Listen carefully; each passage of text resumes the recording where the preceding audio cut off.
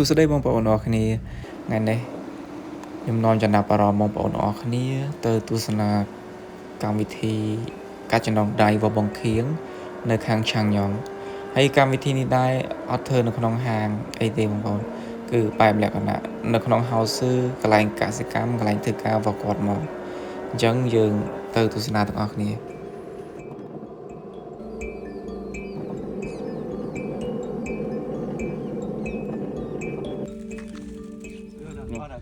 ថតឡានមួយមើលថតឡានឡាននេះចឹងជុំម៉ូតូចាស់ទៅបាច់ចឹង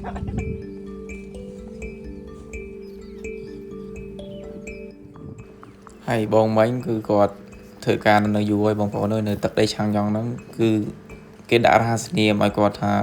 មេភូមិបងប្អូនអញ្ចឹងគឺអ្នកនៅឆាងយ៉ងគឺអត់ដែលមកលងឈ្មោះគាត់ទេបងស៊ីណាន់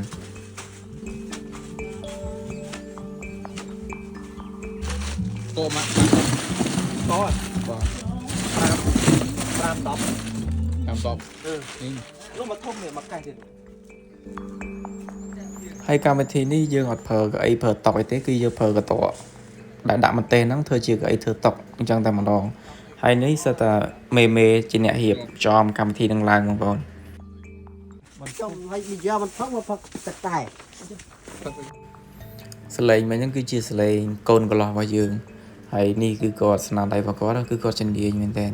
ជំនាញរៀបចំអញ្ចឹងបងប្អូនដាក់ទូរស័ព្ទមកក៏ដាក់កុំព្យូទ័រមក live សកម្មភាពបងប្អូនយើងហើយ share ដែរយើងខ្លះសេនៅក្នុងធុង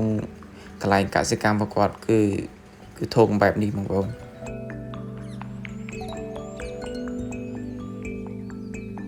ហើយនេះគឺជាកូនកន្លោះរបស់យើងបងប្អូនបច្ចៈបន្តិចគឺកូនកំមុំនៅខ្មែរទេ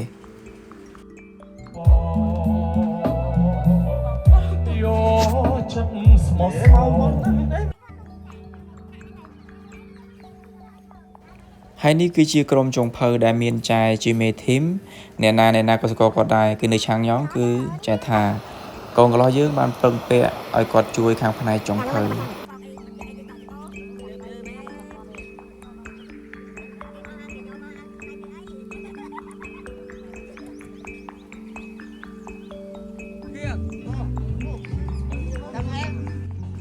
ហើយភ្ញៀវរបស់យើងដែរគឺចាប់ផ្ដើម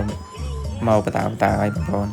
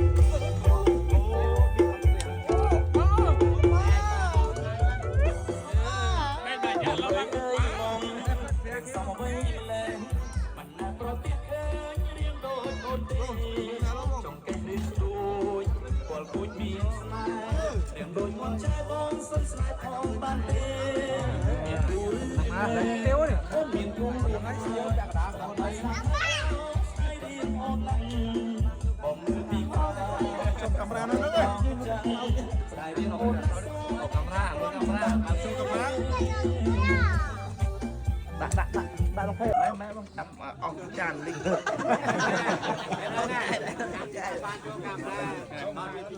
ចាំអស់ចានទៅបង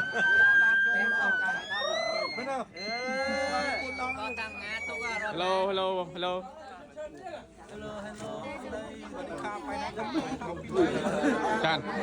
Chan à Bye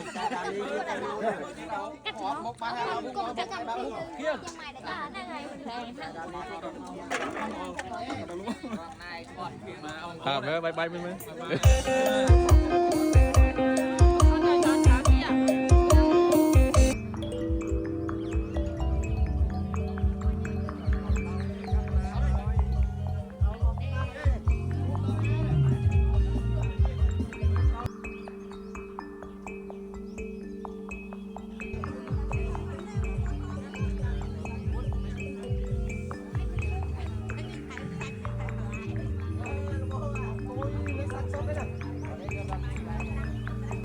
ហើយអ្នកនៅឆាំងញ៉ាំទាំងអស់គឺរស់រាយរាក់ទាក់ហើយចេះស្រឡាញ់គ្នាជួយយកអាសាគ្នាបងប្អូន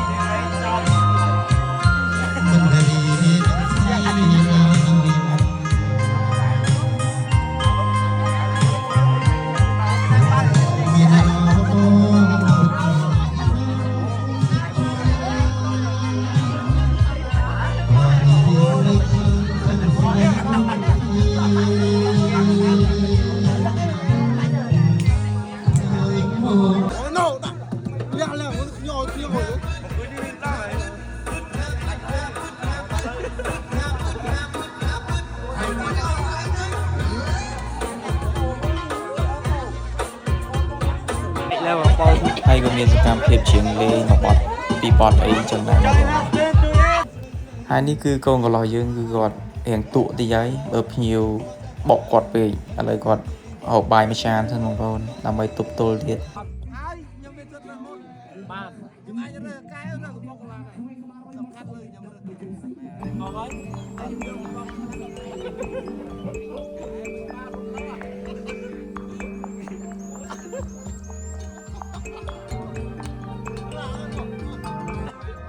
ហើយនៅតាមតោះក៏មានការនិយាយគ្នាលេងសើចសប្បាយអញ្ចឹងបងប្អូន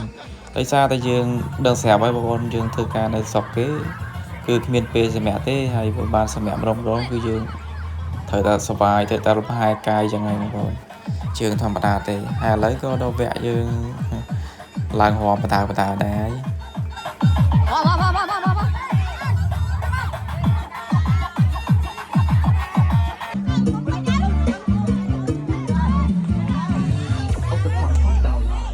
long.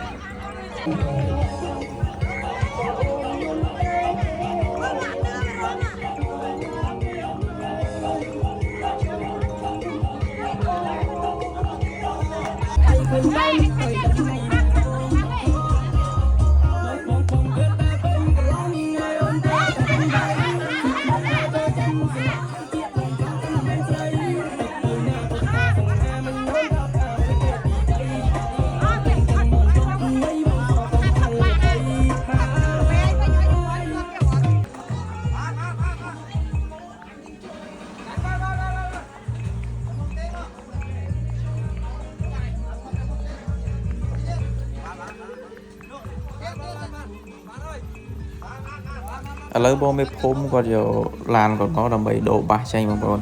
ដូរដាក់បាសគាត់ម្ដងបងប្អូន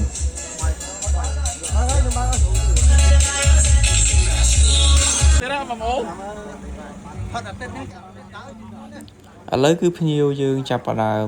ទៅផ្ទះបតាហើយបងប្អូនដោយសារតែមានអ្នកខ្លះគឺគាត់ស្អែកឡើងគឺគាត់ធ្វើការទៀតអញ្ចឹងគឺគាត់នៅយូរអត់បានទេ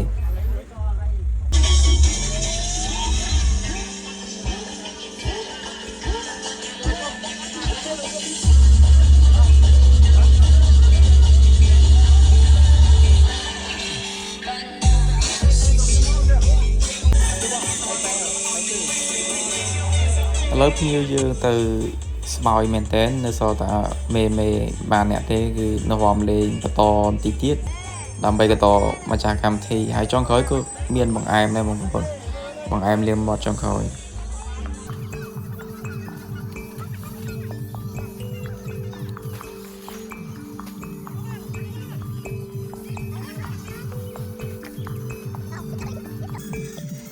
ឥឡូវយើងចាប់ផ្ដើមរៀបចំសម្អាតបតាហើយបងប្អូនអញ្ចឹងគឺយើងជួយគ្នាម្ដាយមួយជើងម្នាក់យើងហូបខ្លួនឯងយើងសម្អាតខ្លួនឯងអញ្ចឹងណាបងប្អូន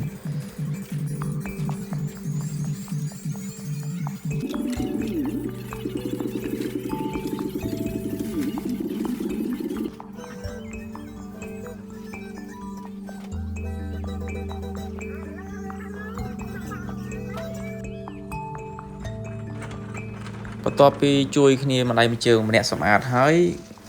គឺឥឡូវដល់វគ្គយកអីទៅទុកនៅកន្លែងដើមវិញហើយភ្ញៀវរបស់យើងគឺគាត់ទៅប្រទះអស់ហើយនៅសល់តែខ្ញុំពីអ្នកកូនកន្លោះទេនៅរៀបចំប្រហោយចុងក្រោយបងប្អូនឥឡូវដល់វគ្គកូនកន្លោះយើងគាត់ចាប់ផ្ដើមស្វាយហើយបងប្អូនមើលទៅមុខគាត់ទៅដឹងហើយលេងសបឹងស្រាលេងអីឲ្យស្វាងហ្មងគឺដល់វគ្គរាប់ចំណងដៃហើយបងប្អូនហើយត្រូវទូទាត់ទៅសល់ម៉ានអីម៉ានដូចនៅក្នុងវីដេអូដែលបងប្អូនបានឃើញអញ្ចឹងហើយឥឡូវវីដេអូរបស់យើងមកដល់ទីបញ្ចប់ហើយឥឡូវរៀបចំចានឆ្នាំងយកទៅឲ្យចែវិញ